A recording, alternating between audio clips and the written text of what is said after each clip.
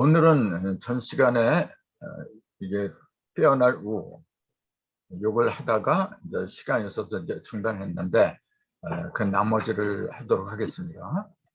그래서 이렇게 표시를 하는 게 이렇게 빨갛게 표시를 한 게 우아. 요 아자는 이제 여기 보니까 맑을 아, 바를 아 이렇게 얘기를 하는데 우리는 보통 그렇잖아요. 아, 저 사람은 참 기품이 우아하다. 그런 표현을 많이 쓰거든요. 우자는 넉넉하다, 빼어나다. 아자는 밝고 아름답다. 그러니까 기품이 고상하다. 이제 그렇게 얘기를 하는 거죠. 근데 이 바르고 맑은 걸 요 아라고 했는데 요 아를 왜 이렇게 썼느냐 이제 그런 것도 살펴봐야 되겠죠. 요 아자를 보면은 그게 크게 두 가지죠. 요 앞에 있는 거 요게 아자죠. 왼쪽에 있는 거. 그 다음에 오른쪽에 있는 거는 요게 세추, 새를 가리킨다 그랬잖아요. 요거는 어금니, 보통 어금니 아 이제 그렇게 얘기를 하잖아요. 어금니 또는 송곳 이제 그렇게 얘기를 하죠. 그래서 어금니야, 송곳니야 이렇게 이야기를 하는데 원래 그 갑골문에 보면은 그 사자 같은 짐승을 그려놓고 위하고 위에 뾰족한 그 이빨 그리고 밑에도 뾰족한 이빨이 이렇게 서로 어금막 껴서 이빨이 돋아난 걸 그렸더라고요. 그걸 이렇게 이제 어금니 아로 나중에 이렇게 장착이 됐어요. 그러니까 이거는 이빨을 그린 게 확실하죠.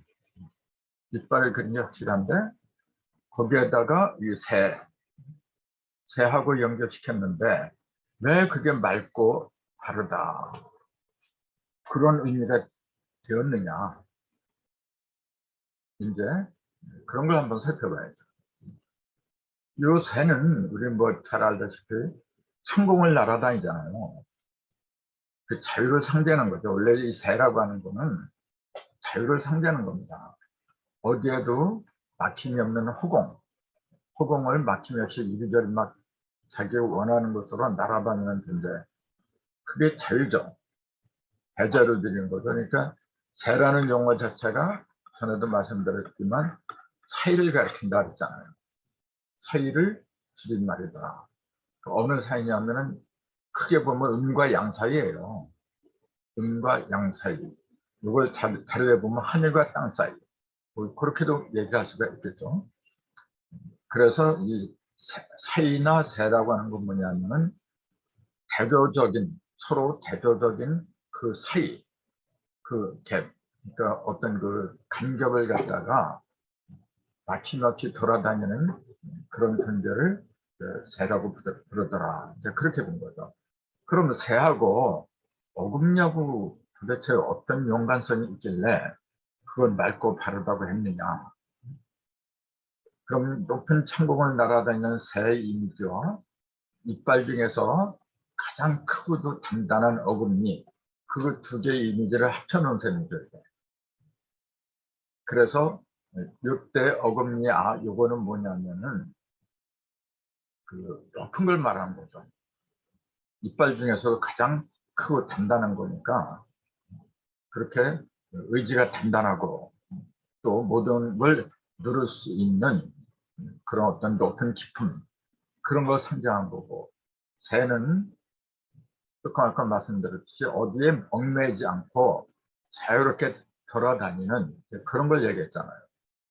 그러니까 그것은 뭐냐면 그런 상태가 되려면 새처럼 자유롭게 날아다니면서 어금니를 다진 것, 어금니처럼 또 단단해지고 그렇게 되려면은 그렇게 된 상태를 일컬어서 맑고 바르게 된 모습이다. 이제 그렇게 본 거죠.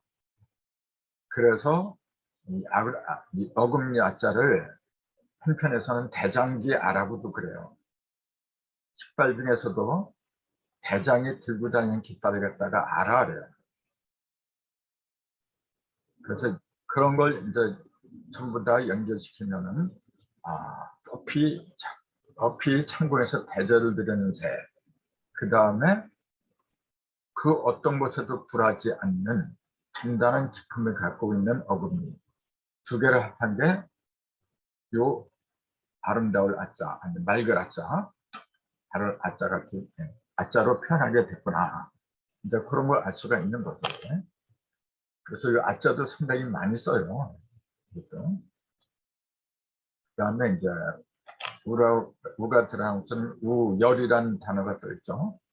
우열을 가리기 힘들다.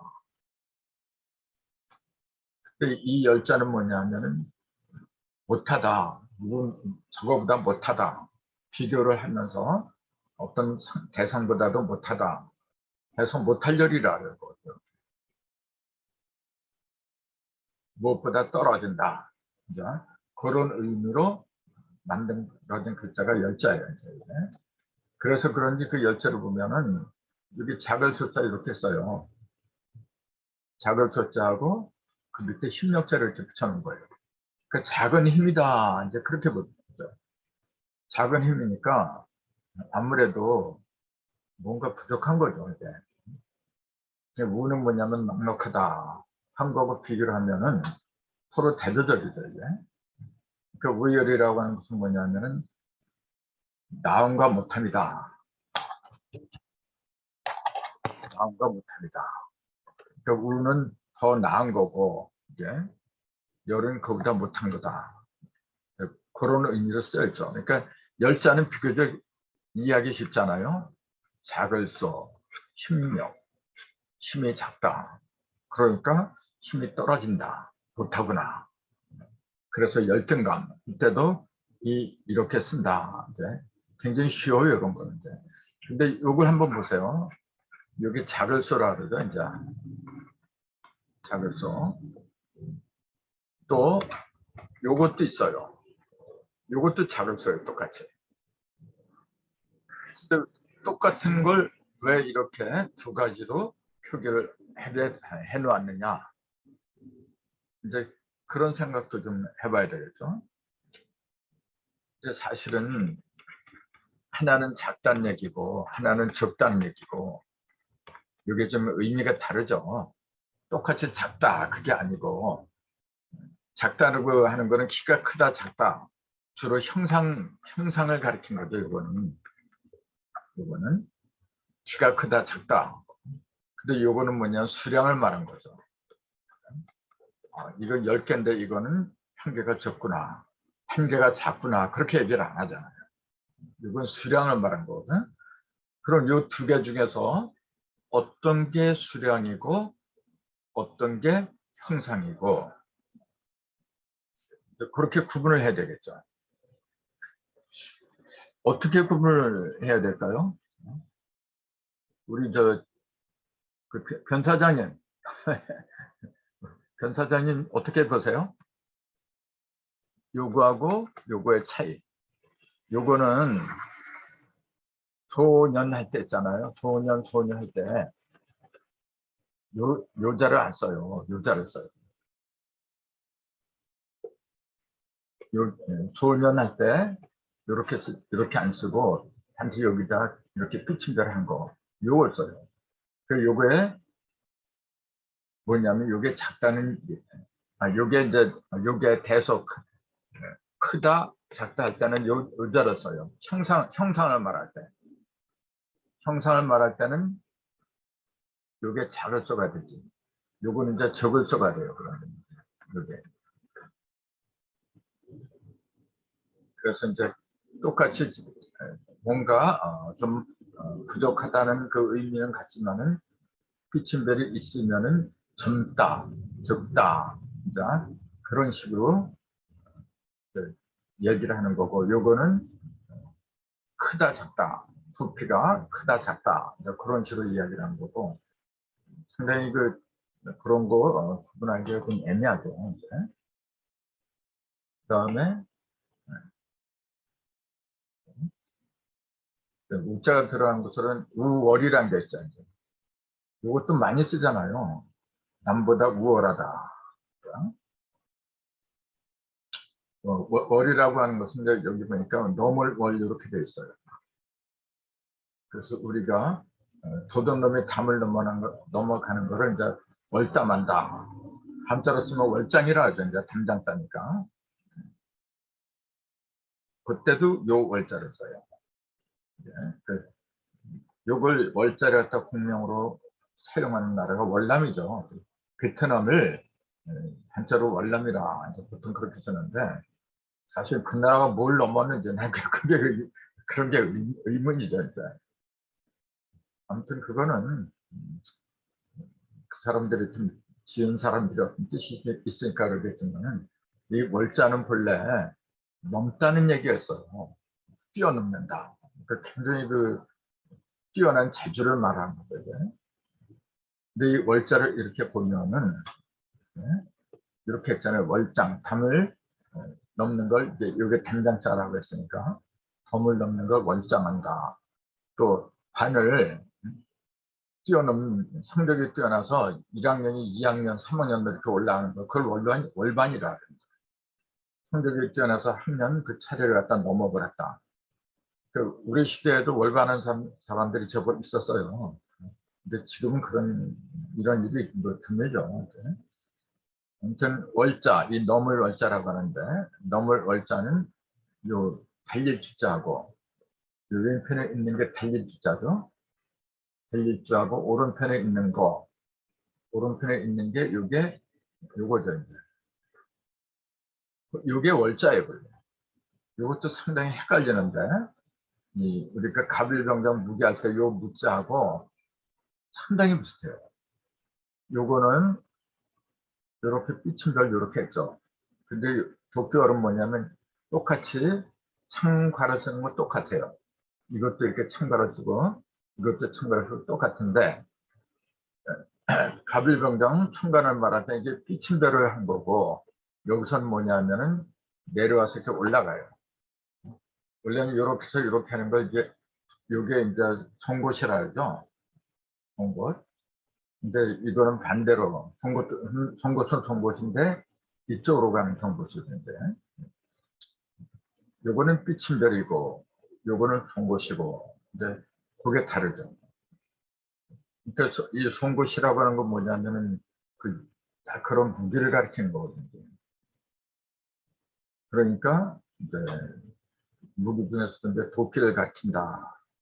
그래서 도끼벌이다. 이제 이렇게 이야기를 하는데 그러면은 이 달릴 주자하고 도끼월을 갖다가 한대 합했으면은 도끼를 들고 달린다 그런 얘기가 되겠네요. 이렇게 달린다는 얘기니까 달릴 주자도 한번 자세히 볼까요? 이렇게 흑토에다가 흑토 그 다음에 여기에 이제 직자죠. 이게 이제 요거하고 똑같은 거예요. 요거하고 원래 똑같은 거예요. 여기에 들어가면 머물지, 그칠지. 근데 발치라고 돼요. 발을 이렇게도 쓰잖아요. 요 위에다가 통로를 가리키는 입구자를 이렇게 버리면 이게 발격자예요. 발격자는 보통 이렇게 쓰잖아요. 이렇게 쓰는 거나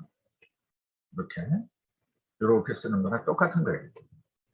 근데 이렇게 쓸 때는 뭐냐면은 더 역동적으로 발이 걸어가는 모습, 걸어가는 발의 그 모습의 비중을 줄 때는 이렇게다가 이렇게 표시를 하고 그냥 발 자체 움직이지 않는 그 발 자체를 말할 때는 그냥 이렇게 얘기를 한 거예요. 여기다 똑같이 이렇게 이 글자를 이렇게 집어넣으면 이거는 우리가 다 알고 있는 발격자들. 이것도 발격자입니다. 그래서 여기 흑토 밑에 이렇게 들어간 거 이게 발치자예요. 근데 이게 이제 달릴주라고 그랬죠. 달리다. 이렇게 얘기를 하는데 왜 달리다라는 뜻이 되었느냐 하면은 여기 흙이잖아요. 그 다음에 이게 발이니까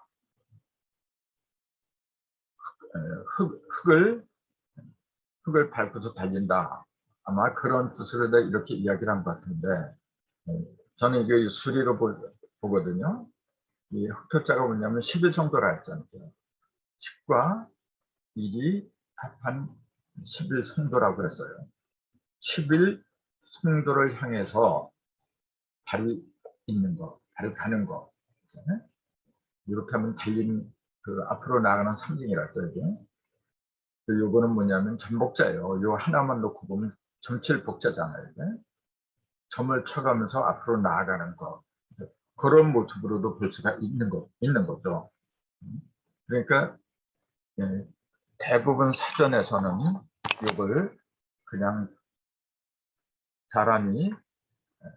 사람한테 달린 발을 앞뒤로 움직이면서 달리는 그런 뜻에서 달릴지라고 했다. 이제 그렇게 표현을 풀이를 하고 있는데 나 같은 경우는 조금 아까 얘기했듯이 11성도를 하기 위해서 점을 쳐가면서 앞으로 나가는 거예요.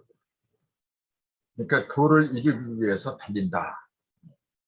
같이 달리면서도 어떤 사람은 뭐 다른 목적을 향해서 달리겠지만 우리는 11성도를 하기 위해서 달린다. 그런 그 의미로 보는 게 더 낫지 않겠느냐. 이제 그렇게 본 거죠.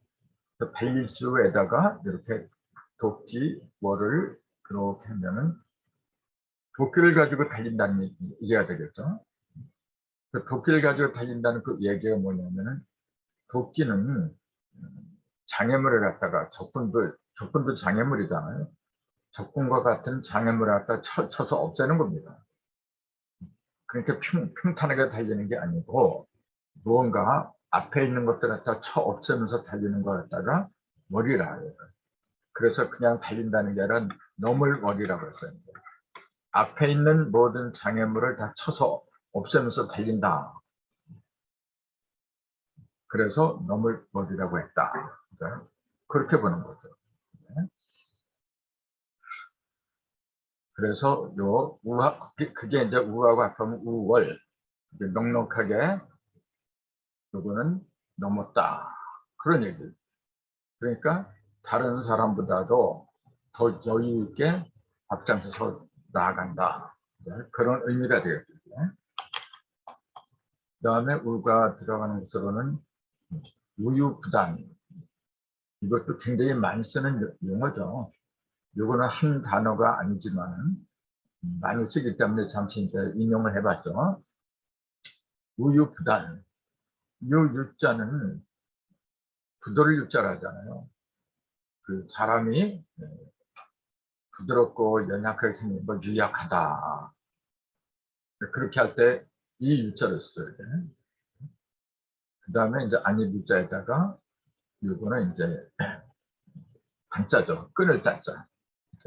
물 끊는 걸 단절한다. 그때 이 끊을 단자를 써야 돼. 그러니까 부단은 뭐냐면 끊어지지 않는다. 끊지 못한다. 이제 그 얘기해야 되겠죠. 단절할 때, 끊을 때 딱 끊어버려야 되는데 그걸 못하는 거 부단. 근데 왜 그렇게 끊지 못하느냐 하면은 우유에서 그래요.